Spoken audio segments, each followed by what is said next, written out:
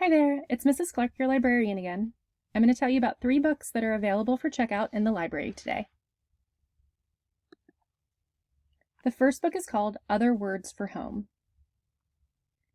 Jude never thought she'd be leaving her beloved older brother and father behind, all the way across the ocean in Syria. But when things in her hometown start becoming violent, Jude and her mother are sent to live in Cincinnati with relatives. At first, everything in America seems too fast and too loud. The American movies that Jude has always loved haven't quite prepared her for starting school in the U.S., and her new label of Middle Eastern is an identity she's never known before. But this life also brings unexpected surprises. There are new friends, a whole new family, and a school musical that Jude might just try out for. Maybe America, too, is a place where Jude can be seen as she really is. This hopeful and life-affirming story is about losing and finding home, and most importantly, finding yourself. This is a young Hoosier book from this year and has won a Newbery Honor Award for being such an incredible story. I highly recommend it. The next book is The Outlaws, Scarlet and Brown. Scarlet McCain is a shoot first, ask questions later kind of outlaw. She scrapes by on bank heists, her wits, and never looking back.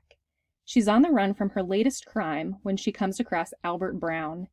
He's the sole survivor of a horrific accident, and against her better judgment, Scarlet agrees to guide him to safety. This is a mistake. Soon there are men with dogs and guns and explosives hot on their heels.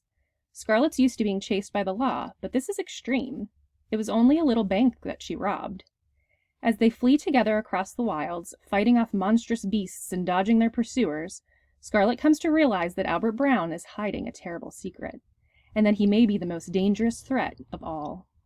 In this fast-paced, quick-witted whirlwind of a story, 2 unlikely allies, the Outlaws, Scarlet and Brown, are about to become the most notorious renegades in all that's left of Britain.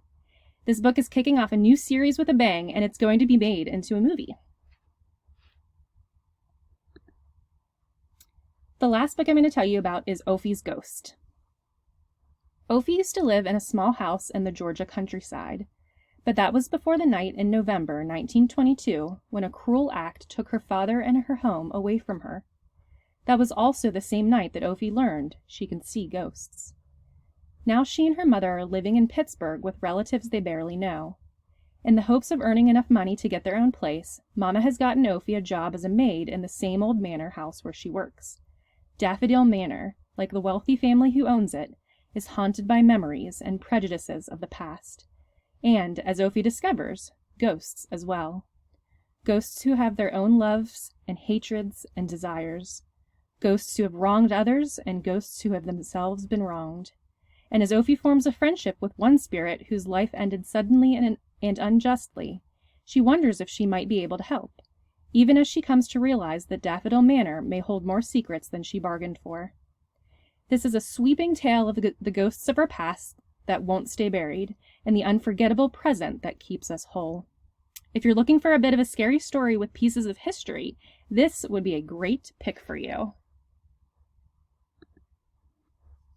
If you're interested in any of these books, they'll be available at the circulation desk when you visit the library today. Be sure to check one out and have a fabulous day!